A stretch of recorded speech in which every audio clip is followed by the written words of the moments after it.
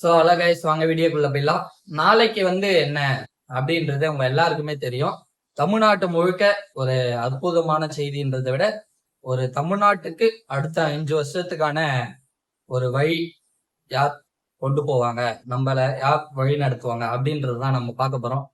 இப்போ நேத்து முந்தா நேத்துக்கு நம்ம சும்மா பேசிட்டு இருந்திருப்போம். பட் இப்போ நாளைக்கு என்ன நடக்க போகுது அப்படின்றத நம்ம பேச போறோம். இப்போ நான் தூங்கிட்டு இருக்கும்போது ஒரு பக்கம் விஜய் சிஎம்மா இல்ல மு.க.ஸ்டாலின் சிஎம்மா இல்ல எடப்பாடி அவர்கள் சிஎம்மா அப்படின்றது எனக்கு ஒரு சில கனவு வந்துச்சு.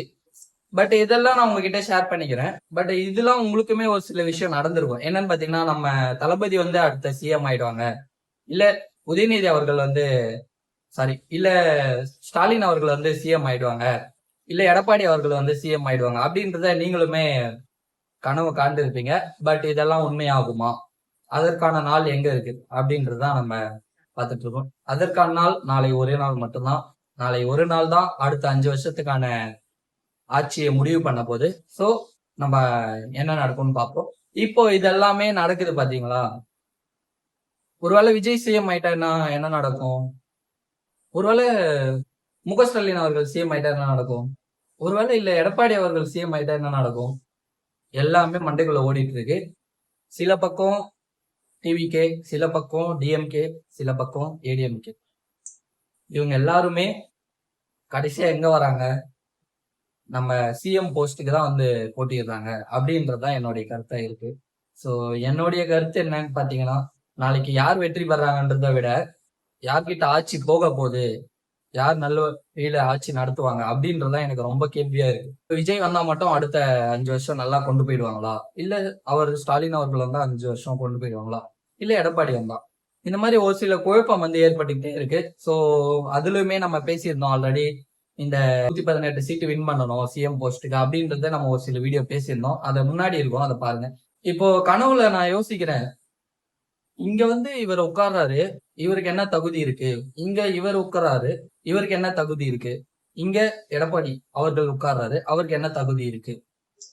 இப்போ எல்லாருக்கும் தகுதியை தான் பாக்குறாங்க. என்னன்னு பாத்தீங்கன்னா, ஒவ்வொருத்தவங்களுக்கும் திமுகவா இருந்தாலும் சரி, அதிமுகவா இருந்தாலும் சரி, தவேகவா இருந்தாலும் சரி, இவங்க எல்லாருக்குமே என்ன மதிப்பு கொடுத்து என்ன ஆட்சி அமைக்கிறாங்க அப்படின்றதுதான் மக்களுக்கு ஒரு கேள்வி. இவங்க யாருமே நல்லது பண்ணலையா அப்படின்றத கேட்டாலும் இல்ல, எல்லாருமே நல்லது மட்டும் தான் பண்றாங்களா அப்படின்றதும் இல்ல. சோ இவங்க ஒரு 50, இவங்க ஒரு 50ல இருக்காங்கன்னு வச்சுக்கோங்களேன். யாருக்கு மக்கள் கிட்ட ஓட்டு போடலான்றத முடிவு பண்ணி ரிசல்ட் வரப்போகுது. இப்போ அடுத்த ஆட்சியுமே நாளைக்கு என்னன்னு தெரிஞ்சிடும். இதே டைமுக்கெல்லாம் நாளைக்கு யார் வெற்றி பெறுவாங்க அப்படின்றது நம்ம பார்க்க போறோம். இவங்களுக்குள்ள யார்கிட்ட ஆட்சி கொடுக்கலாம், யார்கிட்ட ஆட்சி கொடுக்க கூடாது, ஆட்சிக்கு யார் வந்தா நல்லது நடக்கும் இப்படின்றத நீங்க சொல்லுங்க. இப்போ நம்ம எல்லாருமே நம்ம எல்லா விதத்தையும் பார்த்துட்டோம். ஏன்னா நம்ம உழைச்சாதான் நமக்கு சாப்பாடுன்ற மாதிரி எல்லாத்தையுமே நம்ம பார்த்துட்டு தான் வந்துட்டு இருக்கோம் ஒவ்வொரு விஷயமா. சரி, சோ இவங்க எல்லாரும் நம்மளுடைய கஷ்டத்தை போக்கிடுவாங்களா அப்படின்றது எனக்குள்ள ஒரு கேள்வியா இருக்கு.